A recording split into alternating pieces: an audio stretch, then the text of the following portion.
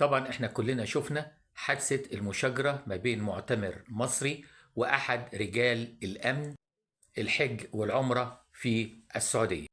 إذا فرضنا سلامة النوايا، وإن كنت أنا نفسي أشك في كده، لأن إصرار المعتمر المصري على التصوير يعني فيها كلام.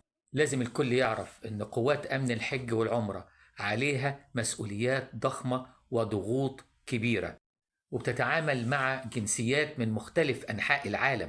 لو سابوا كل واحد يعمل اللي هو عايزه، الدنيا هتبقى فوضى، وباقي المعتمرين كلهم هيتضروا.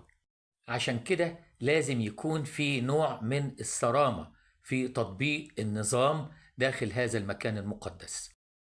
وأنا شايف بصراحة أن تصريح رئيس شؤون الحرمين أن أمن الحرمين وسلامة قاصديها خط أحمر، وإن الامتثال في الحرمين الشريفين والالتزام بالتعليمات الأمنية والمحافظة على النظام عبادة وتقرب إلى الله تعالى.